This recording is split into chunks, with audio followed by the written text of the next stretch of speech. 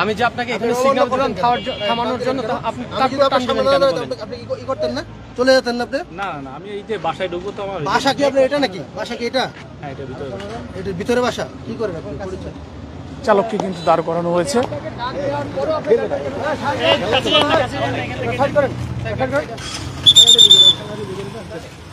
বাসায় দিকে আপনি টান দেবেন কেন? দর্শক, একটি বাইক চালককে কিন্তু দাঁড় করাচ্ছে। দিয়েছিলাম থামার জন্য, আপনি গাড়ি তাহলে গাড়িটা টান দিলেন কেন পরে? হেলমেট খুলেন, এখন খুলেন আপনি।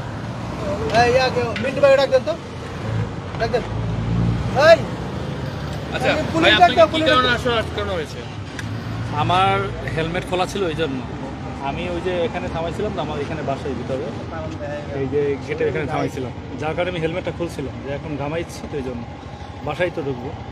আপনাকে দেখলাম ডাক দেওয়ার পরে একটু জোরে টান দিলেন, এটা কেন করলেন? না, ওই ওখানে আমাকে ডাক দিয়েছিল, ওনার ডাক দেওয়ার পর আমি কথা বলছি, কথা বলার পরে আর কি বাসায় ঢুকে যাবো ওই জন্য। আমি যে আপনাকে সিগন্যাল দিলাম এখানে, আমি যে আপনাকে এখানে সিগন্যাল দিলাম থামানোর জন্য, তো আপনি তারপর টান দিলেন কেন বলেন? আপনি কি করতেন না, চলে যেতেন না আপনি? না না, আমি এই যে বাসায় ঢুকবো তো আমার বাসা কি আপনার এটা নাকি? বাসা কি এটা? হ্যাঁ, এটা ভিতরে। এটার ভিতরে বাসা? কি করেন আপনি? পরিচয় আমি সার্জেন্ট রায়হান, এখানে বাসার রিপোর্টার। আচ্ছা ঠিক আছে, এটা পরিচয়টা বলতে পারবেন? সরি, আসলে আমি ওই কোটার ওখানে যে সিকিউরিটির সাথে কথা বলবো তো, তারপরে হেলমেটটা খুলে আর কি আসছিলাম। কোন? আচ্ছা ঠিক আছে, তো বলা যাবে না। আচ্ছা ঠিক আছে, জানাবেন।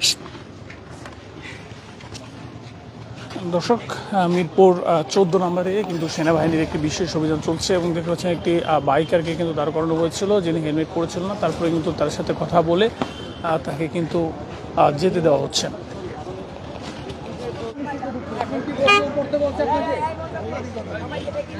এখন হেলমেট পরতে